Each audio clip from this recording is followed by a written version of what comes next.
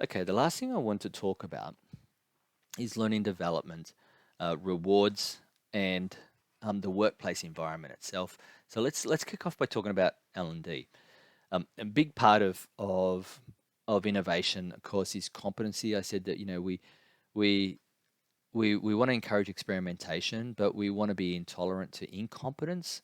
That doesn't mean that we yell at people if we feel they're incompetent, but it means that as a manager and as a team, that we do everything that we can to try and stamp out where people feel that they're not suitably qualified to do the task. That means training development, making sure that we're always encouraging people to look for opportunities in which they can develop a skill that they require right now or a skill that they feel they need for the future. So things like formal or informal training courses such as this, or going off the work site for a seminar or a workshop or a conference, or informal training such as on the job coaching, shadowing, buddy systems. All those are really um, good ways of skill development.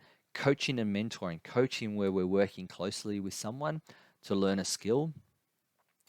So I may not be too competent in this, but you're really competent. So, you're going to be my coach. You're going to give me direction on how to do this. Or mentoring, which is more advisory. So, um, I can play a more advisory role for someone who may have the skills but not the confidence, and they just want to have someone they can bounce ideas and get advice off. There's also lots of learning development opportunities through online or software, paced programs. And of course, when I talk about online, you've got the traditional online courses, but you've also got a number of instructional videos out there, um, and so forth. So making sure that we pick the right learning development opportunity to suit the individual, and tied in with all this is a rewards system, rewarding people when they do the right thing. Because as we've talked about through other units, rewarding behavior increases the likelihood of that behavior being replicated or done again. So, if someone comes up with a great idea or comes up with an idea that has stimulated more collaboration to come up with better ideas, then we want to reward that, and that can be in it can be through formal, um, tangible rewards such as gifts, certificates, bonuses in some case, or pay increases or promotions.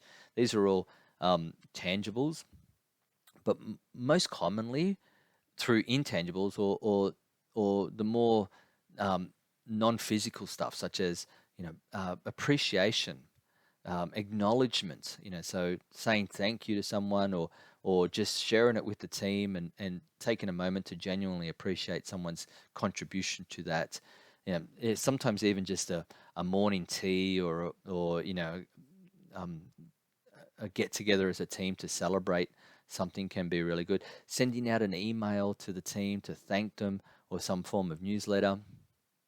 Uh, those are all examples of informal, low cost rewards that can be really, really effective. Just to sort of someone's put in the hard work and they've got recognition amongst their peers, it can be really quite rewarding. And just sort of formally touch off on a couple of things that we've been talking about in terms of the actual environment itself. Making sure that the environment for innovation, the physical environment, is conducive to creative and innovative thinking. So, making sure that the space, sometimes just having the right level of light, in some cases, the right color combination, that can be really important. Right levels of oxygen, uh, that encourage people to be active rather than to get people in the doldrums, or make them feel deflated and flat. So the physical environment with light, space, air, those things can be really important too. But also making sure logistically. So if you're asking for collaboration, having the environment where people can connect, whether it's physically, if it's in the workplace, having meeting rooms, or sometimes people like open plans.